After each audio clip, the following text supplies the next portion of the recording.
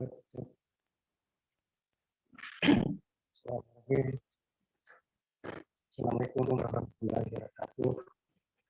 Selamat pagi, salam sejahtera untuk kita semua. Bapak Ibu sekalian yang dihormati dan bergabung dalam YouTube pada kesempatan yang baik ini, saya senantiasa mendoakan kepada kita semua semoga senantiasa diberikan kesehatan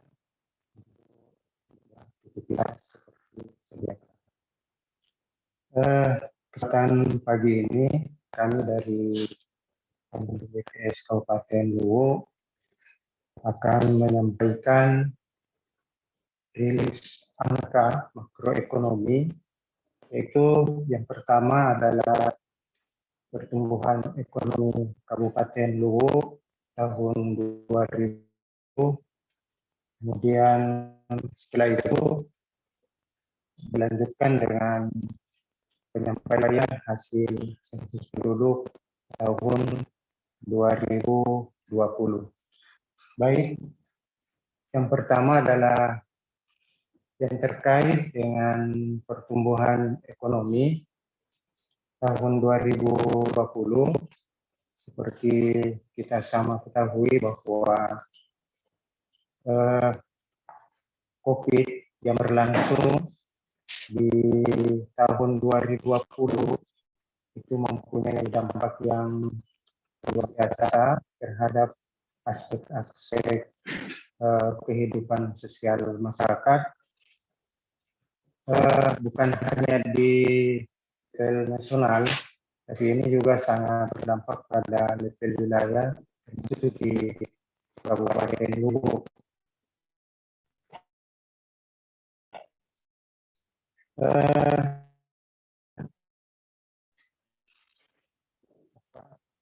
COVID-19 ada beberapa hal terkait dengan kebijakan pemerintah supaya masyarakat bekerja di rumah,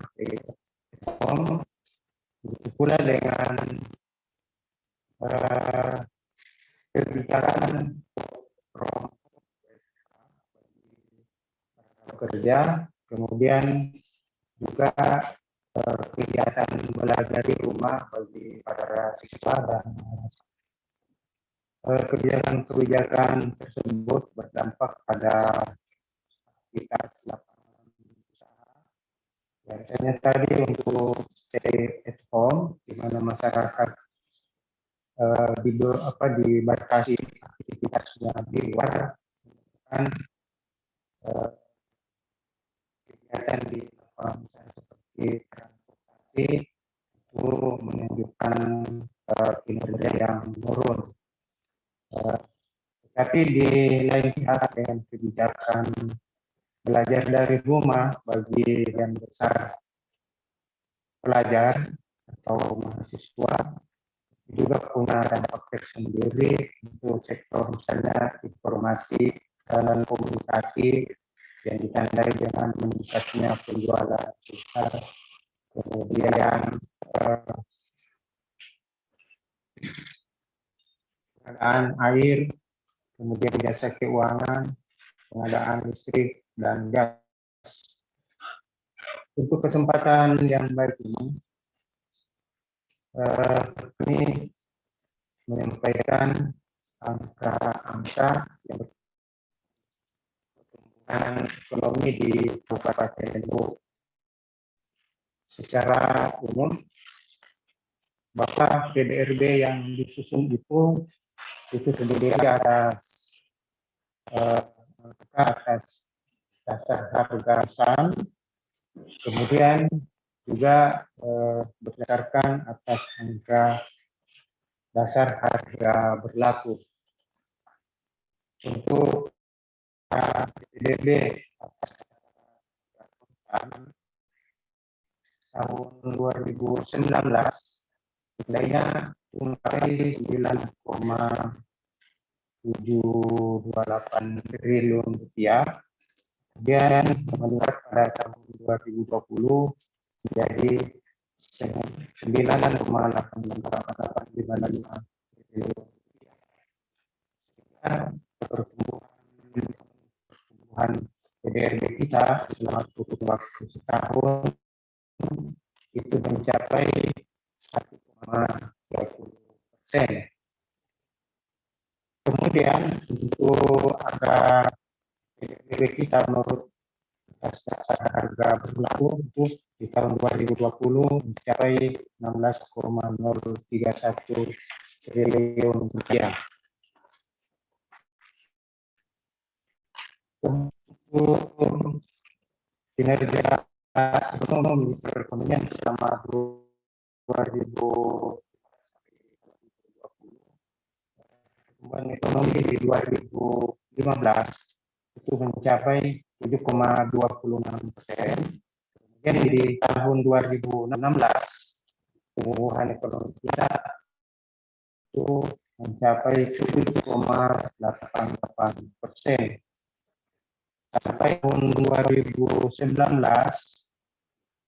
pertumbuhan ekonomi kita terus memperlihatkan peningkatan yang 2016 itu mencapai 6,26%. Dengan adanya COVID-19 yang berlangsung selama tahun 2020, pertumbuhan ekonomi kita turun malah sedikit perlambat dari 6,26% pada tahun 2019 menjadi 1,30% pada tahun 2020. Perkembangan PDRB atas dasar harga konsan tidak seperti pada laju pertumbuhan penduduk tahun terakhir, maka PDRB atas dasar harga konsan, nilai PDRB kita dari tahun 2019 dibandingkan dengan 2020 tetap mengalami peningkatan dari 9,7 triliun menjadi 11,8 triliun. Selanjutnya kami sampaikan mengenai beberapa lapangan usaha yang mempunyai terbesar dalam pertumbuhan ekonomi. Di sini ada 3 sektor yang mengalami tumbuhan yang pesat, yaitu yang pertama adalah di sektor informasi dan komunikasi, mencapai 12,91% pada tahun 2020. Kemudian yang kedua adalah pesan dan media sosial, mencapai 12,33%. Kemudian yang ketiga adalah pengelolaan air, limbah, dan daur ulang. Nah, inilah 3 kategori yang pada tahun 2020 itu mengalami pertumbuhan yang pesat. Selanjutnya adalah serta kategori di sumbangan sektor terhadap pembentukan PDRB Pemdu pada tahun 2020 ini, itu sektor pertanian masih menempati urutan pertama dengan sumbangan itu mencapai 52,11%. Kemudian untuk urutan kedua itu ada perdagangan jasa dan eceran, termasuk reparasi mobil dan sepeda motor, itu mencapai 9,90%. Kemudian yang ketiga adalah sektor konstruksi, persennya 9,90%. Bapak Ibu sekalian yang saya hormati, di tahun 2020 yang saya sampaikan di awal tadi, dengan adanya COVID yang cukup besar terhadap kehidupan masyarakat. Di sini ada beberapa sektor-sektor yang mengalami pertumbuhan positif. Di antaranya adalah pertanian, masih tumbuh positif, yaitu 0,2% dibandingkan tahun sebelumnya. Kemudian di sektor pertambangan dan perkebunan juga masih menunjukkan pertumbuhan positif 1,93%, diikuti pengadaan listrik dan gas share-nya 0,8% dan tumbuhannya 5,54%. Kemudian pengadaan air, pengelolaan sampah, limbah dan daur ulang itu pertumbuhannya mencapai 7,88%. Kemudian sektor konstruksi itu pertumbuhannya 1,94%, informasi dan komunikasi 12,94%, jasa keuangan dan asuransi itu adalah 5,74%. Kemudian sektor real estate itu 0,78%, jasa pendidikan, kemudian yang terakhir adalah jasa kesehatan dan kegiatan sosial. Kembang positif tadi itu dapat kita sampaikan bahwa ternyata pertumbuhan positif itu memang karena dianggap mengalami peningkatan dari tahun-tahun sebelumnya.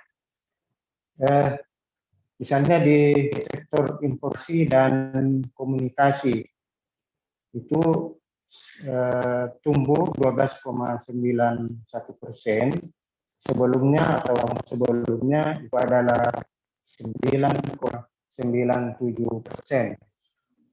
Sektor ini berdasarkan data yang diperoleh dari PT Telkom di cabang Poso menyebutkan bahwa untuk wilayah Luwu ada peningkatan yang cukup drastis, yaitu sebesar 63,21% kenaikan jumlah pengguna IndiHome pada tahun 2020. Mungkin ini salah satu dampak dari kebijakan belajar dari rumah atau bekerja dari rumah.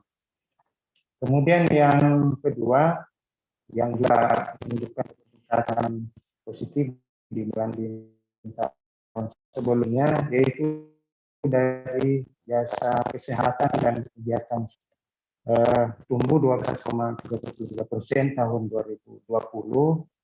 Namun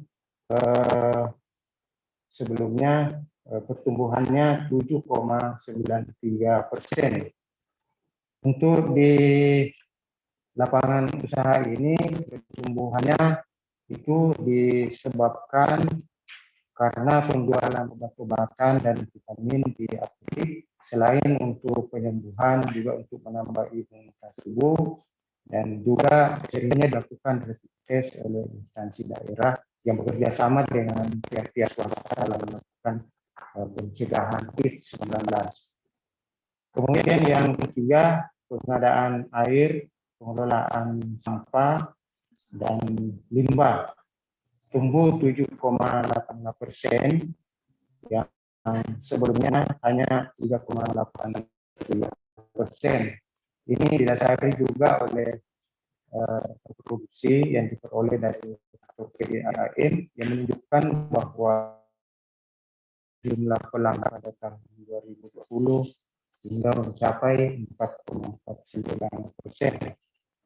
Selanjutnya jasa keuangan dan asuransi 2020 tumbuh 5,4%, tahun sebelumnya itu hanya 47%.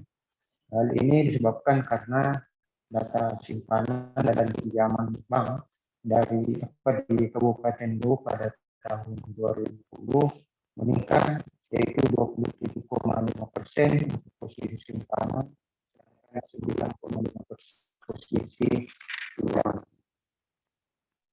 Selanjutnya untuk pengadaan listrik dan gas tumbuh 2020 sebesar 4,19%.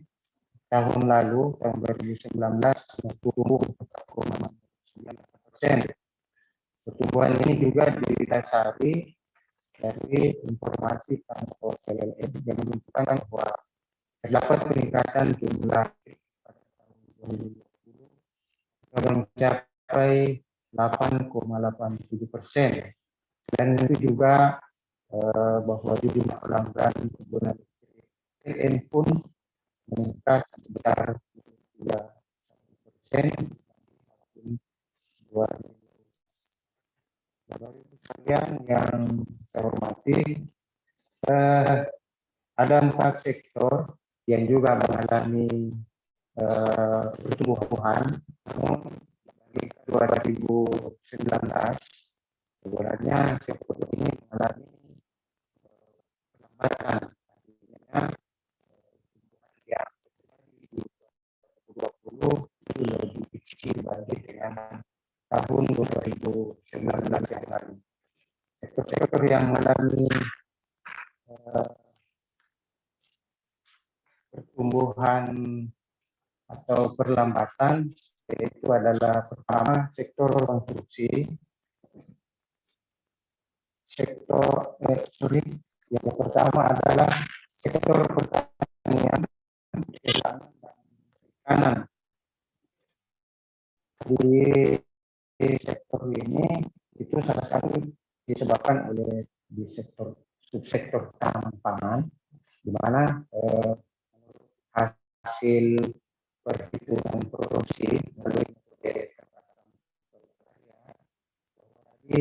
penurunan produksi dibanding tahun sebelumnya, juga termasuk penurunan luas pangan. Yang kedua adalah sektor pertambangan dan penggalian juga mengalami perlambatan dibanding tahun sebelumnya. Hal ini karena diakibatkan pertumbuhan sektor konstruksi dan perkembangan sektor real estate pada beberapa tahun. Selanjutnya adalah di sektor konstruksi juga mengalami perlambatan 1,90% di 2020 yang pada tahun 2019 lalu itu tumbuh 8,81%. Ini itu melambat dibanding tahun sebelumnya karena pengembangan beberapa proyek pembangunan seperti jalan, buah dan jauh berlangsung, dan juga kegiatannya seperti pembangunan jalan di beberapa desa di Kabupaten Luwu. Kemudian selanjutnya di sektor real estate terlambat dibanding tahun sebelumnya. Tahun ini 50%, tahun sebelumnya tumbuh 5,82%. Ini disebabkan karena adanya pembangunan pertumbuhan baru yang terjadi di kota kabupaten yang memberikan kontribusi positif terhadap pertumbuhan di sektor ini. Kemudian Bapak sekalian, untuk sektor-sektor yang kontraksi atau pertumbuhan negatif, kalau tadi pertumbuhan positif, sekarang ini adalah pertumbuhan negatif. Ada beberapa sektor, yaitu industri sekarang itu negatif 0,73%. Namun sebelumnya tahun 2019 pertumbuhannya mencapai 10,49%. Di sektor industri pengolahan ini adalah salah satu sektor yang terdampak yang besar untuk COVID-19, di mana pada triwulan 2 dan triwulan 3 tahun 2020 dilihat atau menunjukkan bahwa banyak toko-toko yang menjual hasil makanan tutup, hingga banyaknya warung makan juga tutup. Sedangkan sebesar dari hasil pengolahan industri makanan dan minuman masih sangat bergantung pada tersebut. Kemudian sektor yang kedua yang mengalami kontraksi negatif, yaitu sektor tanah usaha dan kecil. Untuk tahun ini 0,58%, tahun 2019 itu tumbuh 8,65%. Di sektor ini itu lebih banyak disebabkan karena banyak toko-toko yang ditutup dan juga aturan pembatasan jam operasional toko pada periode khususnya di triwulan 2 tahun 2020 akibat dari pandemi COVID-19. Kemudian sektor yang mengalami kontraksi juga yaitu adalah sektor transportasi dan pergudangan. Tahun 2019 itu tumbuh 9,36%. Ini itu yaitu sampai negatif 9,8%. Nah, seperti yang saya bahwa di rumah oleh pemerintah daerah ya, membuat kegiatan-kegiatan di sektor transportasi itu sangat terpukul. Kita lihat banyak armada-armada yang biasanya beroperasi di sektor ini tahun 2020 yang lalu banyak yang tidak beroperasi. Termasuk juga dengan penutupan akses ke sarana transport udara yang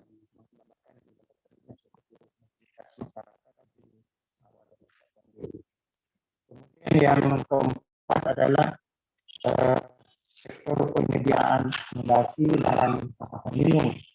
2019 yang lalu sektor ini tumbuh 0,09%, tahun 2020 itu menjadi tumbuh negatif 3,95%. Ini disebabkan karena banyak warung makan yang banyak tutup pada awal-awal masa pandemi COVID. Hanya jumlah pengunjung hotel akibat pembatasan aktivitas masyarakat. Kemudian sektor yang mengalami kontraksi juga yaitu adalah sektor jasa perusahaan. 2019 yang lalu tumbuh 8,09%. Di 2020 ini itu menjadi negatif 4,07%. Nah, hal ini disebabkan karena menurunnya seluruh aktivitas yang berkaitan dengan jasa perusahaan akibat dari dampak COVID-19. Sekalian yang saya hormati, selanjutnya ada perbandingan PDRB per kapita atau angka per kapita di Kabupaten Luwu dibandingkan dengan angka per kapita di tingkat provinsi Sulawesi Selatan. Tahun 2015 angka per kapita mencapai 29,59 juta kapita per tahun, sedangkan di tingkat provinsi Sulawesi Selatan mencapai 39,95 juta kapita per tahun. Sampai di tahun 2020 ini angka per kapita masyarakat Kabupaten Luwu itu adalah 43,96 juta. Untuk angka Sulawesi Selatan itu 56,5 juta per tahun. Ini angka per kapita kita di Kabupaten Luwu masih di bawah kapita Provinsi Sulawesi Selatan. Selanjutnya perbandingan pertumbuhan ekonomi Kabupaten Luwu dan Provinsi Sulawesi Selatan. Untuk tahun 2015 pertumbuhan ekonomi kita 7,19 di Provinsi Sulawesi Selatan, 7,26%. Kemudian pada tahun 2019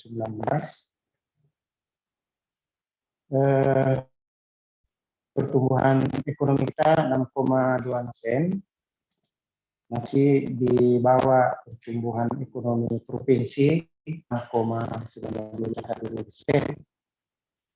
Namun di tahun 2020 ini pertumbuhan ekonomi di Kabupaten Luwu seperti yang saya kemukakan di awal itu 1,30%, sedangkan untuk tingkat provinsi di tahun 2000 ini itu negatif 0,71%, sehingga pertumbuhan ekonomi kita di tahun 2020 dibandingkan dengan provinsi Selatan di tahun yang sama itu lebih tinggi. Jadi provinsi sekarang pertumbuhannya mengalami pertumbuhan negatif 0,71%.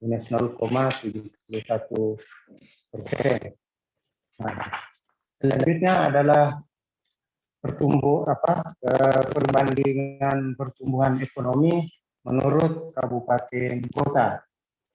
Dari 24 kabupaten di Provinsi Sulawesi Selatan, urutan pertama yang tumbuh positif itu adalah Kabupaten Bopeng, tumbuh 2,19%. Kemudian disusul Kabupaten Goa 1,76%. Kemudian yang ketiga Kabupaten Sinjai 1,55%. Kemudian Kabupaten Luwu Timur 1,46%. Kemudian di urutan kelima itu adalah Kabupaten Luwu tumbuh 1,3%. 11 dari 24 kabupaten di Provinsi Sulawesi Selatan itu mengalami pertumbuhan kontraksi atau negatif di 2020. Itu barangkali beberapa informasi terkait dengan pertumbuhan ekonomi Kabupaten Luwu tahun 2020. Baik Bapak Ibu sekalian, kemudian untuk bagian yang kedua ini kami juga akan menyampaikan hasil sensus penduduk 2020. Seperti yang kita ketahui bahwa pada tahun 2020 yang lalu telah diberikan amanah untuk melakukan sensus penduduk setiap 10 tahun.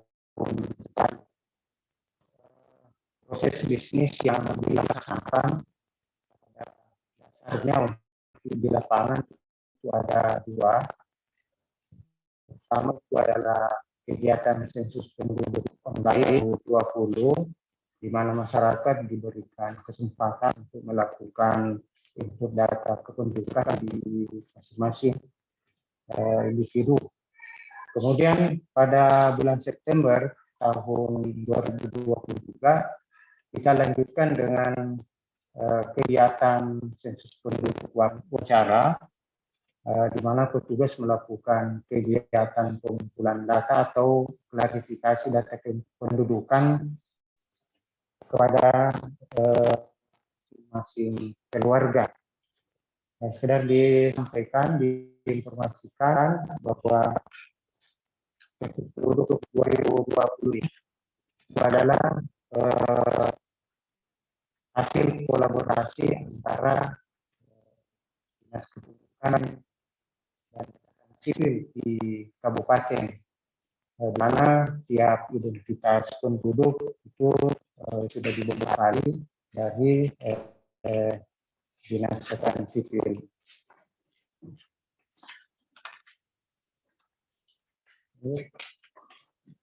Hasil sensus penduduk tahun 2020,